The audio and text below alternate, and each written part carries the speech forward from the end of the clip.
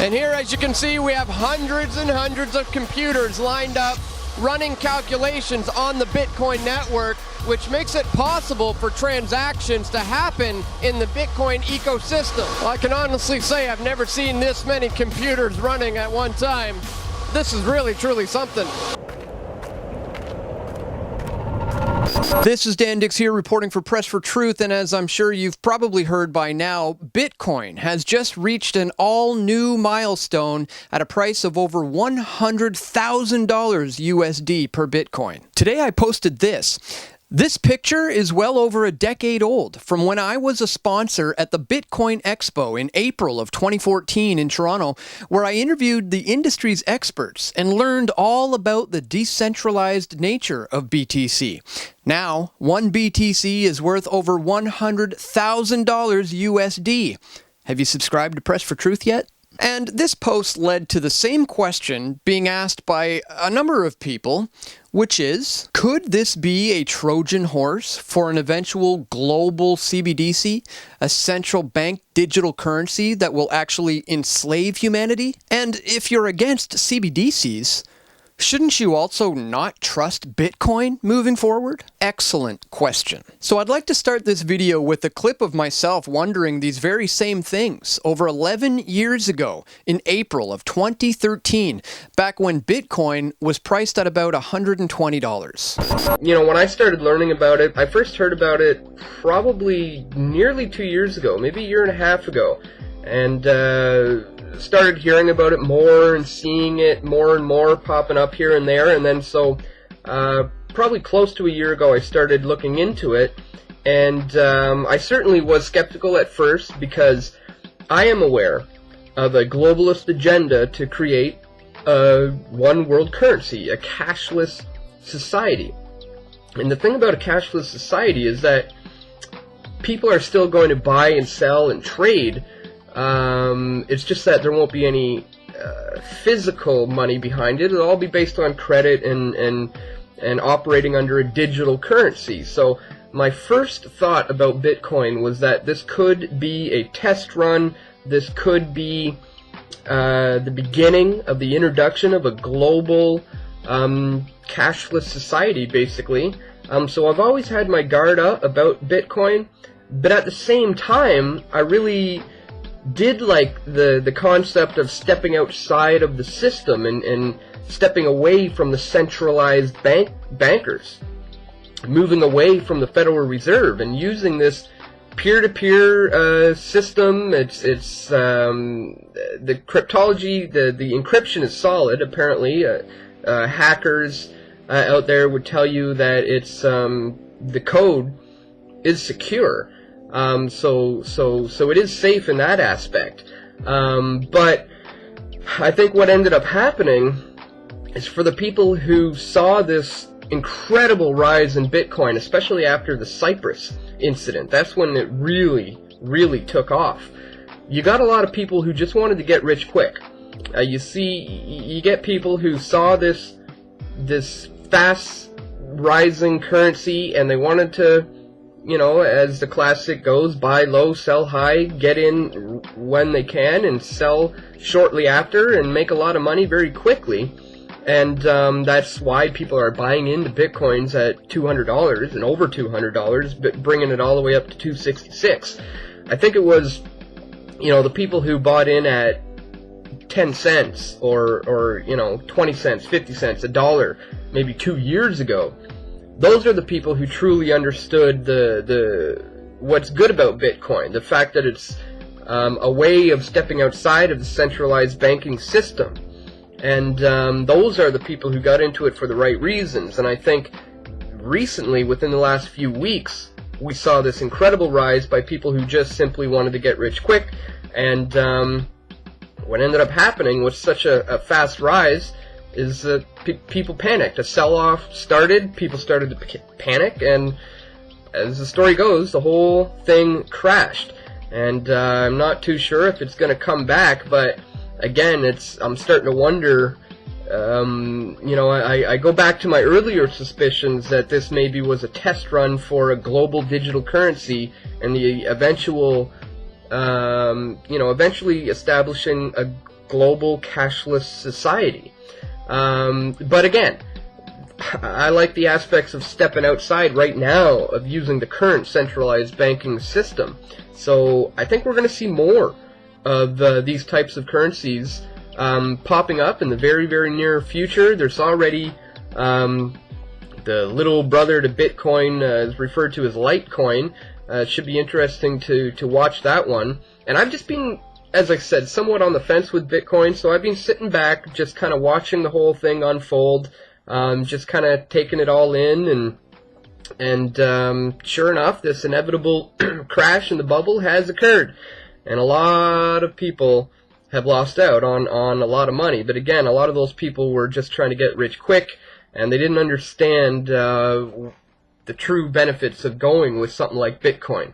But again, I'm always going to be skeptical about a digital cashless currency. Anything that isn't tangible, is not backed physically by anything, is risky, not necessarily safe in my opinion to get into.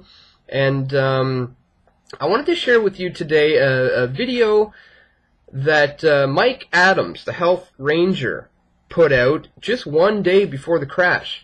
And he broke down what he saw coming.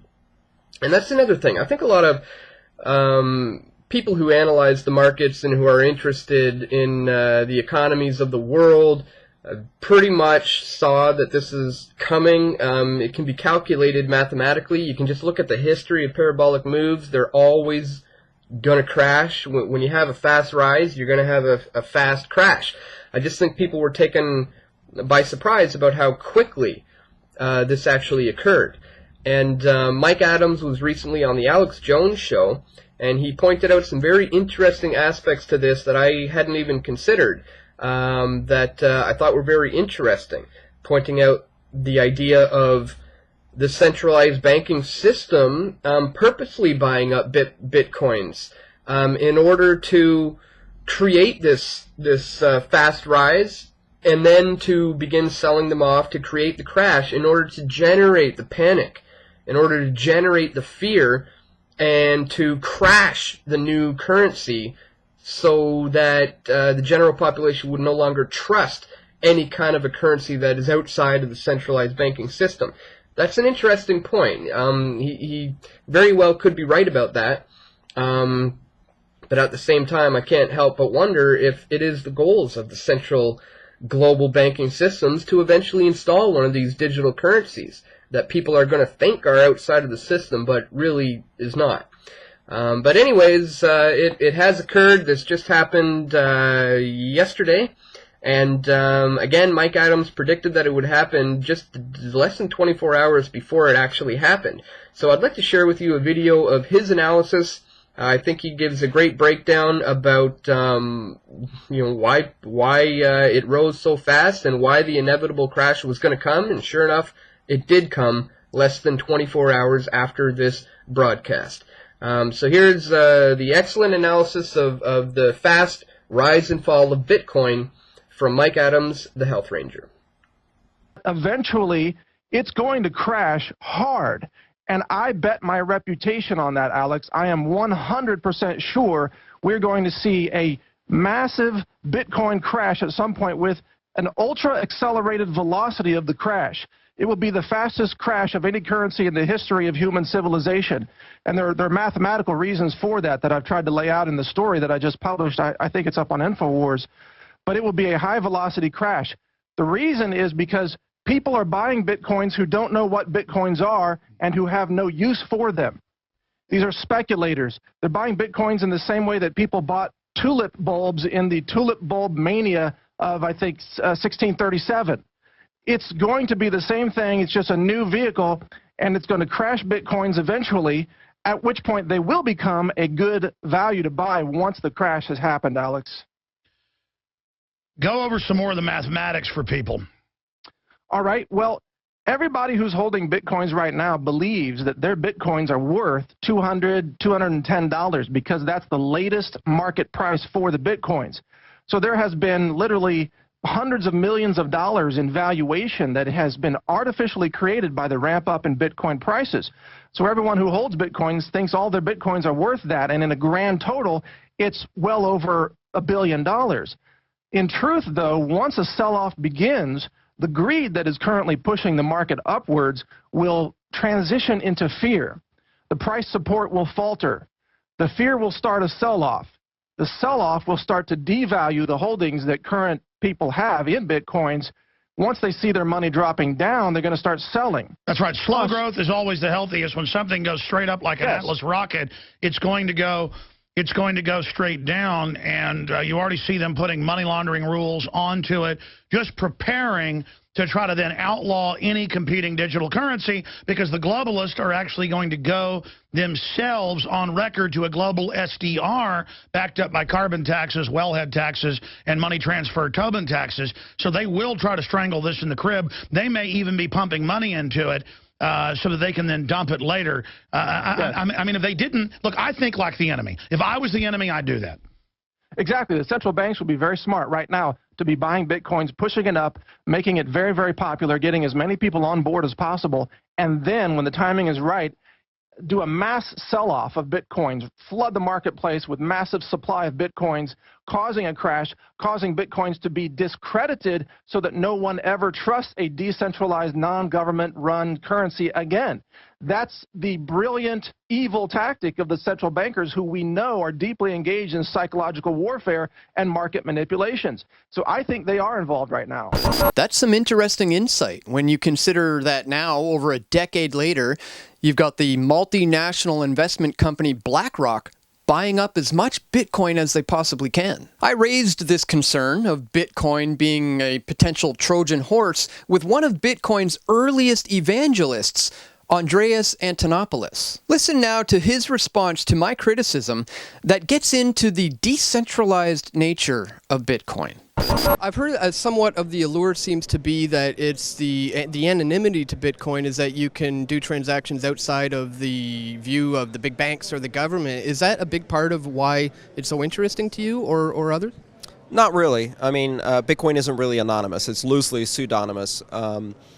To me, I think the opportunity here is to decentralize finance in a way that allows us to empower the billions of people who have no access to mainstream financial services products, not just bank accounts, but also international markets, international trades, international transfers of funds.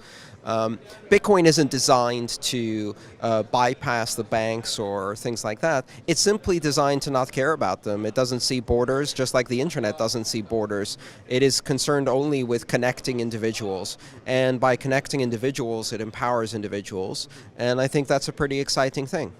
Indeed it is, and considering the way the central bankers operate and the amount of control that they have, do you think there is an interest to try to infiltrate Bitcoin by the powers that be, so to speak? I'm not concerned by that. Bitcoin is a decentralized system and it can't be infiltrated because there is no center. Infiltration requires you to go to the center of something and take control of the levers of power, and Bitcoin has no levers of power. It works through a consensus algorithm that is pure mathematics that anyone can read and understand. You pull back the curtain and there's no one there. Or rather, there's everyone there. It is the sum of all of the participants, just like the internet. And I don't think really it's a matter of fighting against Bitcoin. I think Bitcoin can be used as a tool for banks. It can be used as an inexpensive payment network. And just like banks use the internet to expand their operations and their reach and to offer more services to consumers, I think eventually they'll realize they can do the same with Bitcoin and offer better, cheaper services to consumers. It is an exciting time, and Bitcoin's obviously in the infancy, but is there any dangers of leading towards an all-out cashless society, or are there any problems with having a cashless digital currency, cashless society? Is there any issues there? I don't think the issue is whether it's cashless or cash full.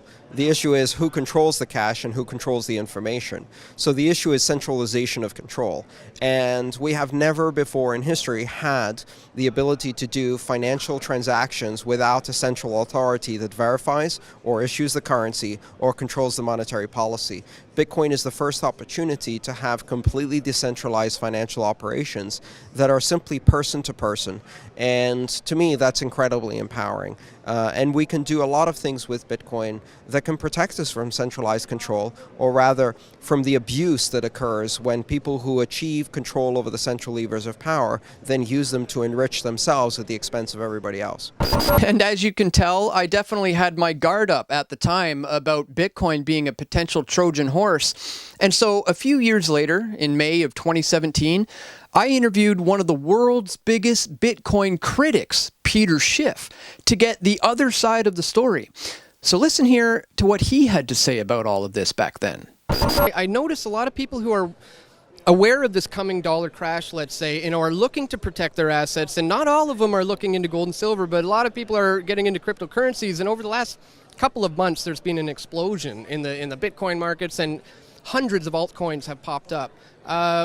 What are your thoughts on that and the volatility of Bitcoin? Well, again, this is people jumping out of the frying pan into the fire. I mean, if people are worried about fiat currencies losing value, they're basically buying a crypto alternative. They're buying a crypto fiat currency. And I think that based on the volumes, people rushing into this small market, you have seen this big rally, but this is another bubble. And people need to be buying gold, not only as a hedge against fiat currencies, but now as a hedge against digital currencies, because they're all going to implode. And I think a lot of people are trying to compare digital currencies to gold. There is no comparison. There is no real value there. They have much more in common with paper money than they do with gold money, real money. And some people say, well, there's not as much inflation because, like, let's say in Bitcoin, there's a limited amount of Bitcoins that can be created. That may be true, but there's an unlimited amount of competing digital currencies that could be created that are the same as or maybe better than Bitcoin. So the inflation, in fact, you mentioned, look at all these cryptocurrencies. The inflation in the cryptocurrency universe is enormous. They keep on creating them. And the higher the price goes, the more incentive there is to create new ones. But eventually, a lot of people who are holding on to these cryptocurrencies are going to want to start spending them. And the price is going to have to implode. I mean, I don't think these cryptocurrencies are ever going to deliver on their promise of functioning as real money in the world. Right now, they're just speculative assets, and people are buying them and the price is rising.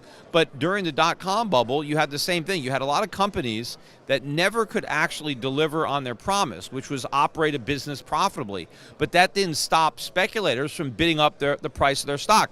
So I don't think something like Bitcoin is ever going to succeed at being money. It's not going to be used as a medium of exchange, as a store of value. But what it is now is a speculative asset. People are buying it, it's appreciating, and the people that own it on paper are making money, and some of them are actually cashing out and making real money. But the majority of the paper wealth that's been accumulated is still sitting there. But you do have people that are coming in and buying at these high prices. Ultimately, the bubble's going to pop and the thing's going to come crashing down. The question is, how much bigger is this bubble going to get? Have we already seen the peak? Or is this going to be the biggest bubble of all time? I mean, I don't know where it stands compared to like the tulip bubble from Holland. It's certainly not as big as the dot-com bubble if you look at the market cap of all the cryptos compared to the market cap of all those dot-coms. But I would say that even now it's probably one of the all-time greatest bubbles. Whether it gets even bigger than that and could be, the biggest bubble, we'll see. Well, it doesn't seem like it's about to go away anytime soon. Maybe certain coins will, but I suppose the idea or the blockchain technology is not about to go away anytime soon. So could there perhaps be a consolidation of all these coins into one, or maybe like a Bitcoin 2.0 or some sort of new currency to emerge that's actually going to work? I mean, I think there could be a difference between the blockchain itself as a technology and the implications that it has versus the value of these tokens, these cryptocurrencies that can utilize the blockchain. Of course, a lot of other things can utilize the blockchain. And of course, you can have cryptocurrencies that are actually backed by something tangible like gold. So you can have cryptocurrencies that would have some real value and still utilize the blockchain. But I think people are differentiating between, blockchain, therefore Bitcoin, the only way you can have access to that highway is through this Bitcoin, and that's not the case.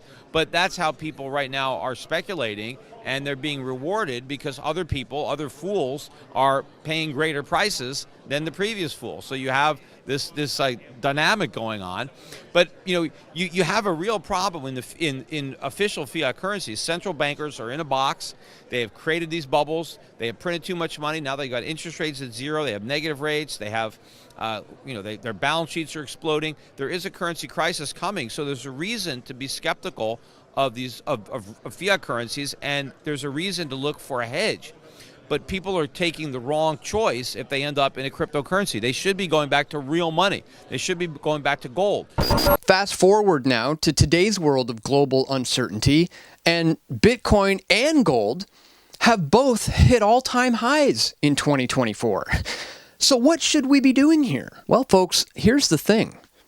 I do believe that we are being primed for a massive rug pull, the likes of which will make the crash of 1929 seem like a lovely walk in the park on a bright and beautiful day. My intuition tells me that Bitcoin will increase from its current valuation of $1.9 trillion, probably to around 15 trillion or so, at which point the rug will be pulled and we will witness the largest wealth transfer in humanity's history that will occur. And if you are left holding your bags, you are going to get absolutely wrecked. And this will happen so that the powers that ought not be can sow a great deal of distrust into the system to the point that people will literally beg for their own enslavement under a central bank digital currency that is safer than Bitcoin.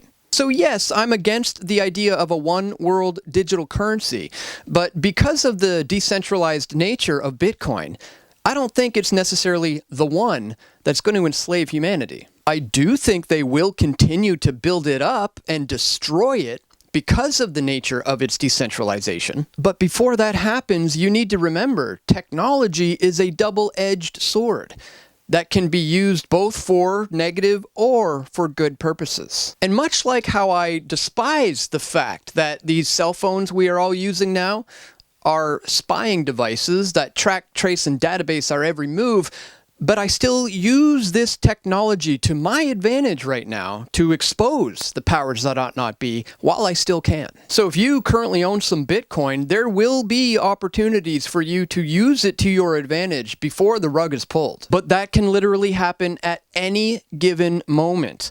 So my best bit of advice for today, if you're looking to invest, would be to invest in yourself. You won't be able to eat your gold or Bitcoin when the inevitable crash happens.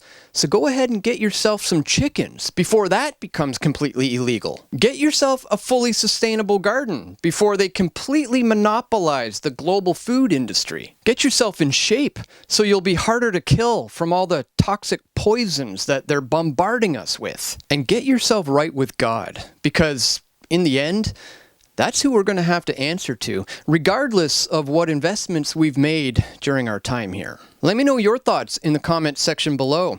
Do you think Bitcoin is a part of the problem or a part of the solution? And either way, are you prepared for this inevitable crash that we all know is coming? I hope you are, my friends, so please click the thumbs up button and share this video with your friends and family who you think need to see it the most. And if you'd like to contribute to my efforts to bring you this information, please check the top link in the description below on whatever video platform you happen to be watching this on, to where you can find me at pressfortruth.ca/donate. Thank you so much to everyone who makes a contribution today. And that's all for today, my friends. I want to thank you once again for watching. Please stay tuned. We're going to have more video reports coming soon. This is Dan Dicks reporting for Press for Truth. We all want truth.